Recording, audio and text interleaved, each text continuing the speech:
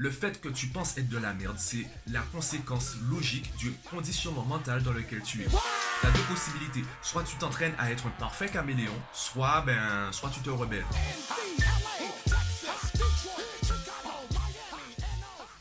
Yo, je réfléchissais au titre que je pourrais donner à la vidéo, également à l'axe que je pourrais développer dans la vidéo concernant le sujet, et je pense avoir trouvé un titre intéressant. Alors, tu as envie de contredire le titre de la vidéo, tu as envie de contredire la question, tu as envie de dire déjà que tu ne penses pas être de la merde, et qu'en plus, tu n'as pas raison de penser, c'est pas logique, c'est pas humain de dire à quelqu'un, tu as raison de penser être de la merde. Mathieu, t'es pas censé dire ça. Eh bien oui, je le dis, parce que le fait que tu penses être de la merde, c'est la conséquence logique du conditionnement mental dans lequel tu es. Et là, t'as envie de dire, conditionnement mental, ils vont encore me parler de subconscient, mais c'est exactement ça le problème. Le problème, c'est que c'est un programme que tu enregistres depuis l'enfance. Tout a commencé dans l'enfance avec le mot le plus important de la vidéo d'ailleurs, c'est le mot bêtise. À un moment dans ta vie, on t'a dit que tu es encore en train de faire des bêtises. Mais on t'a jamais dit quelle est la définition exacte du mot bêtise. La définition qu'on donne au mot bêtise, c'est lorsqu'une personne réalise une action qui ne correspond pas à mes critères. Donc pour moi, ce serait une bêtise. Alors que pour toi, c'est simplement par exemple un accident. Je prends l'exemple d'un enfant en bas âge qui fait tomber sa compote de pommes sur ton canapé en cuir. Oui, je comprends que tu sois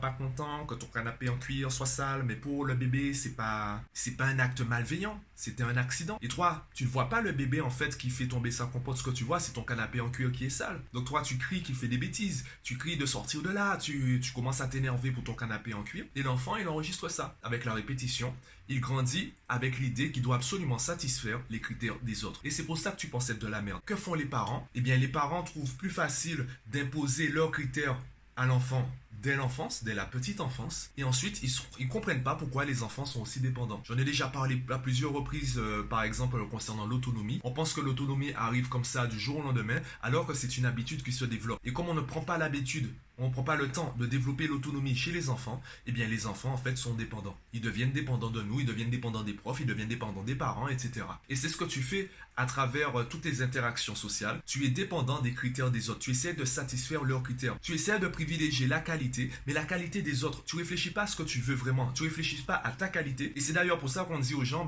sois naturel, sois toi-même. Parce que c'est plus facile d'être soi-même et d'accepter que les autres puissent nous aimer ou nous rejeter, plutôt que d'essayer de satisfaire les autres, d'être une sorte de caméléon à la recherche des critères à satisfaire. Et je le répète, tout cela part de ce simple mot qui est le mot bêtise. Parce que les parents n'ont pas les mêmes attentes suivant l'âge. Ce qu'on attend de toi quand tu es bébé, c'est que tu manges proprement, que tu apprennes à marcher, que tu ailles sur le pot. Ensuite, arrive l'école, on te demande simplement de travailler. Et après, on se rend compte que les notes, elles sont pas si bonnes que ça. Donc, on commence à exiger de toi de meilleures notes. Mais personne t'apprend à travailler. Donc, on attend de toi des choses que tu ne sais pas faire. On attend de toi des résultats pour des processus que tu n'as jamais appris à réaliser jusqu'au bout et à réaliser de manière efficace. Donc, les attentes augmentent. Et toi, tu as deux possibilités. Soit tu t'entraînes à être un parfait caméléon, soit tu te rebelles. Et quand tu te rebelles, tu peux te rebeller en fait, entre guillemets, en te sacrifiant. Ça veut dire que tu tues ta personnalité et tu déprimes, tu te tais, tu parles pas.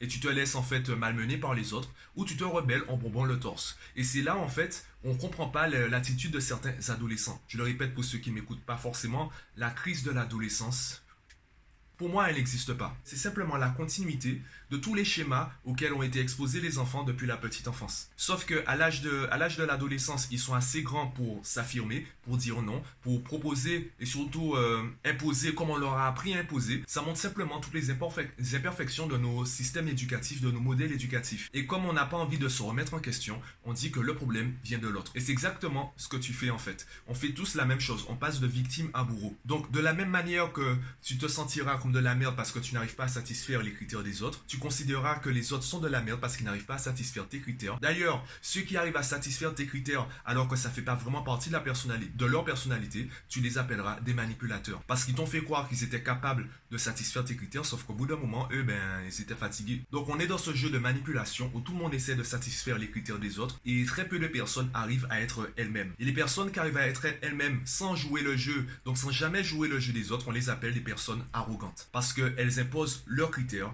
et elles refusent de satisfaire les critères des autres. Donc tu vois, il y a tout ce méli-mélo. Voilà, il y a cet embouteillage de pensées, de pensées contraires, de croyances contraires, etc. qui font que, t'as raison de penser être de la merde.